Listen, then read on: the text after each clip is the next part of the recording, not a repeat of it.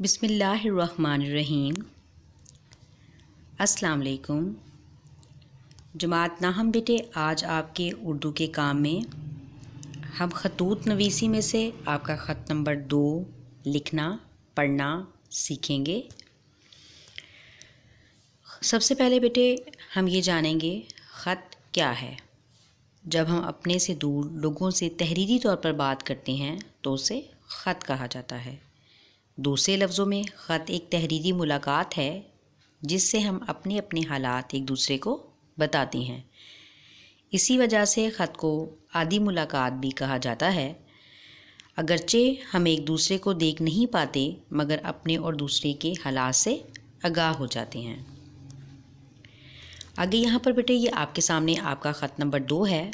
ये वालदा के नाम ख़त है जिसमें मौसम गर्मा की तातीलात का ज़िक्र है।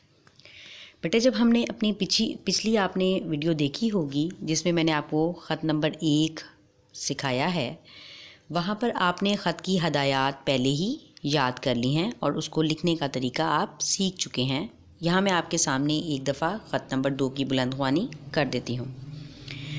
इसका इब्तदाइया उसी तरीके से लिखा जाएगा। आगे देखें, ख़त यहाँ से शुरू होता है। मैंने 13 अप्रैल को आपकी खिदमत में ख़त लिखा था। आज तक इंतज़ार कर रहा हूँ कि आपका ग्रामी नामा आए तो जवाबन कुछ अर्ज़ करूँ, मगर मुंतज़िर ही रहा। अब मई का महीना ख़त्म होने को है और जून की आमद है। ये महीना ख़ुसूसी तौर पर गर्म होता है, इसलिए मौसम गर्मा की तातीलात इस महीने में हुआ करती हैं।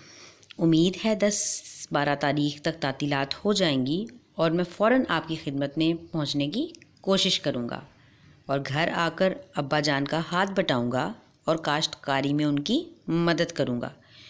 मुझे हर वक्त आपकी सेहत का ख्याल रहता है। खुदा करे कि आपका साया हमेशा हमारे सरों पर कायम रहे और हम आपकी दुआओं की बरकत से इस काबिल हो जाएं कि मुल्क और कौम की खिदमत कर सकें। मैं हर नमाज में आपके लिए दुआएं मांगता हूँ। आपकी दुआओं ने मुझे 10वीं जमात में पहुँचाया है और आइंदा भी मेरी तरक्की में रफ़ीक रहेंगी। ज़्यादा आदाब, आपका बेटा। वैसे ही आप इसका इख्तिताम करेंगे जैसे करते हैं। हमज़ा छोटिए बड़िए। शुक्रिया। अल्लाह हाफ़िज़।